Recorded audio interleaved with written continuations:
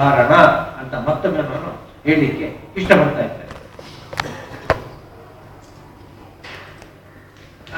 ನನಗೆ ವೈಯಕ್ತಿಕವಾಗಿ ನಾನು ಹೊಗಳಿಕೊಳ್ಳುವಂಥದ್ದಲ್ಲ, 2007ರಲ್ಲಿ ಬಹುಶಃ ನೇಮಕಾಚಾರ್ಯ ಆವಾಗ ಇರಲಿಲ್ಲ, ಬೆಳ್ತಂಗಡಿ ತಾಲೂಕು ಚುಟುಕು ಸಾಹಿತ್ಯ ಸಮ್ಮೇಳನ ಆಯಿತು. ಅದಕ್ಕೆ ನನ್ನನ್ನು ಅಧ್ಯಕ್ಷರನ್ನಾಗಿ ಮಾಡಿದರು. ಕಳೆದ ವರ್ಷ 2013 ಜಿಲ್ಲಾ ಮಟ್ಟದಲ್ಲಿ ಕೂಡ ಚುಟುಕು ಸಾಹಿತ್ಯ ಸಮ್ಮೇಳನಕ್ಕೆ ನಾನು ಅಧ್ಯಕ್ಷರನ್ನಾಗಿ ಮಾಡಿದೆ. ಆಮೇಲೆ 2008 ಬೆಳ್ತಂಗಡಿಯಲ್ಲಿ ನಡೆದಂತಹ ತಾಲೂಕು ಸಾಹಿತ್ಯ ಸಮ್ಮೇಳನಕ್ಕೆ ನನ್ನನ್ನು ಅಧ್ಯಕ್ಷರನ್ನಾಗಿ ಮಾಡಿದೆ. 2013ರಲ್ಲಿ ದೆಹಲಿ ಕನ್ನಡಿಗ ಪತ್ರಿಕೆ ಅವರು ಅಲ್ಲಿ ದೆಹಲಿಯಲ್ಲಿ ರಾಷ್ಟ್ರಮಟ್ಟದ ಕವಿಗೋಷ್ಠಿಯನ್ನು ಮಾಡಿದರು. ಅದರಲ್ಲಿ ಅಧ್ಯಕ್ಷರನ್ನಾಗಿ ಮಾಡಿದರು. ಆಮೇಲೆ ನನಗೊಂದು ಸನ್ಮಾನ ಕೂಡ ಮಾಡಿದರು.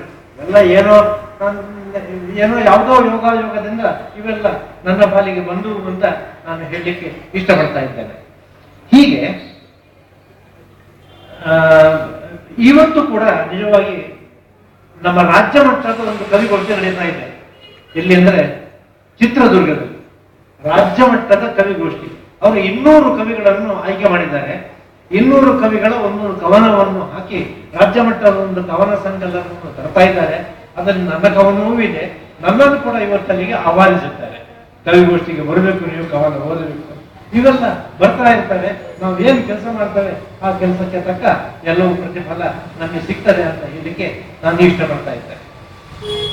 ಸರಿ, ನಾನು ಬರ್ದ ಒಟ್ಟು ಚುಟುಕುಗಳ ಸಂಖ್ಯೆ ಎಷ್ಟಾದಿತ್ತು ಅಂತ ಹೇಳಿದ್ರೆ ಸುಮಾರು 1600 ಅಂತ ನನ್ನ ಒಂದು ಮೇಲಿಂದ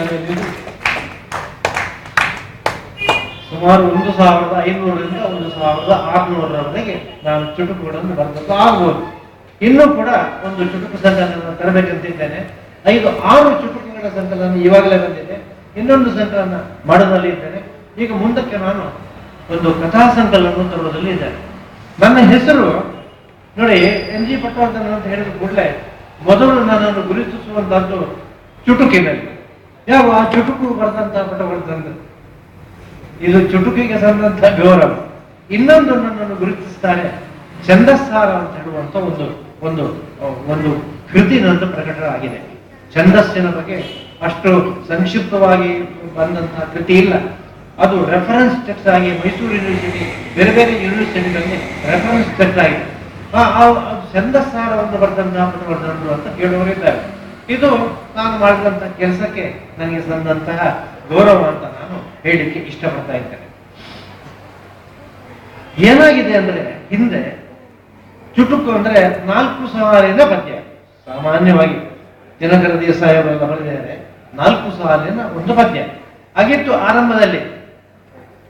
ಆದ್ರೆ ಇದು ಚುಟುಕು ಅಂತ ಹೇಳಿದ್ರೆ ಒಂದು ಮ್ಯಾಗ್ನೆಟ್ ಇದ್ದ ಅಂತ ಹೇಳಿಕ್ಕೆ ಇಷ್ಟಪಡ್ತಾ ಇದ್ದಾರೆ. ಇದು ನಥಿಂಗ್ ಬಟ್ ಎ ಮ್ಯಾಗ್ನೆಟ್. ಯಾಕಂದ್ರೆ ಇದು ಆಕರ್ಷಿಸ್ತದೆ, ಎಲ್ಲವನ್ನೂ ಆಕರ್ಷಿಸ್ತದೆ. ಹನಿಗವನಗಳು ಅಂತ ಒಂದು ಹೆಸರೇ ಹೇಳ್ತದೆ, ಅದು ಚಿಕ್ಕ ಕವನ ಅಂತ. ಹನಿಗವನ ಅದು ಚಿಕ್ಕ ಕವನ. ಈ ಹನಿಗವನಗಳು ಕೂಡ ಚುಟುಕಿನ ಸಾಲಿಗೆ ಬಂದು ಸೇರಿ ಆಯಿತು. ಸಾಂಗತ್ಯಗಳು SV ಪರಮೇಶ್ವರ್ ಬಿಟ್ಟು ಸುಮಾರು 3-4 ಸಾವಿರ ಸಾಂಗತ್ಯಗಳನ್ನು ಬರೆದಿದ್ದಾರೆ. ನಾನು 1010 ಸಾಂಗತ್ಯಗಳನ್ನು ಬರೆದಿದ್ದೇವೆ. ಇವುಗಳನ್ನು ಮುಕ್ತಕಗಳು ಎಂಬ ಹೆಸರಿನಲ್ಲಿ ನಾವು ಬರೆದಿದ್ದೇವೆ. ಮೂಲತಃ ಸಾಂಗತ್ಯ ಅಲ್ಲ, ಇದು ಮುಕ್ತಕಗಳು. ಇದರಲ್ಲಿ ಪ್ರಾಸ, ಆದ್ಯ ಪ್ರಾಸ ಎಲ್ಲ ಇಲ್ಲ. ಇವುಗಳು ಕೂಡ ಚುಟುಕಿನ ಸಾಲಿಗೆ ಬಂದು ಸೇರಿ, ಗಾದೆ ಚುಟುಕಿನ ಸಾಲಿನಲ್ಲಿ ಬಂದು ಸೇರಿ, ದ್ವಿಪದಿ ಚುಟುಕಿನ ಸಾಲಿನಲ್ಲಿ ಬಂದು ಸೇರಿ.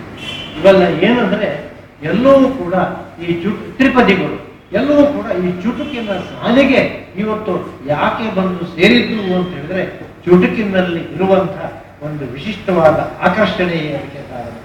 ಹಾಗಾಗಿ ಇಷ್ಟು ಚುಟುಕು ಕವಿಗಳು ನಮ್ಮಲ್ಲಿ ಹುಟ್ಟಿದ್ದಾರೆ. ಬಹಳಷ್ಟು ಕೆಲಸವನ್ನು ಮಾಡಿ ಬಹಳಷ್ಟು ದೊಡ್ಡ ಹೆಸರನ್ನು ಅವರು ಪಡೆದಿದ್ದಾರೆ. ಹೀಗೆ ಕಾಲದಿಂದ ಕಾಲಕ್ಕೆ ಚುಟುಕುಗಳ ರೂಪಾಂಶದಲ್ಲಿ ಬದಲಾವಣೆ ಆದದ್ದನ್ನು ನಾವು ನೋಡ್ತೇವೆ. ಹಿಂದೆ 4 ಸಾಲಿನ ಪದ್ಯವೇ ಇತ್ತು, ಈಗ ಬೇರೆ ಬೇರೆ ರೂಪದಲ್ಲಿ ಈ ಚುಟುಕುಗಳು ಬರ್ತಾ ಇದೆ. ಅರ್ಥ ಆಗುವುದಿಲ್ಲ ಅಂತ ಕೆಲವರ ವಿಚಾರ ಇದೆ. ಕವನ ಅರ್ಥ ಆಗುವುದಿಲ್ಲ ಅಂತ. ಕವನ ಅರ್ಥ ಆಗ್ತದೆ, ನಾವು ಅರ್ಥ ಮಾಡಿಕೊಂಡ್ರೆ ಅರ್ಥ ಆಗ್ತದೆ. ನಮ್ಮಲ್ಲಿ ಆ ಅರ್ಥವನ್ನು ಮಾಡಿಕೊಳ್ಳುವಂತಹ ಒಂದು ಮನಸ್ಸು ಬೇಕು.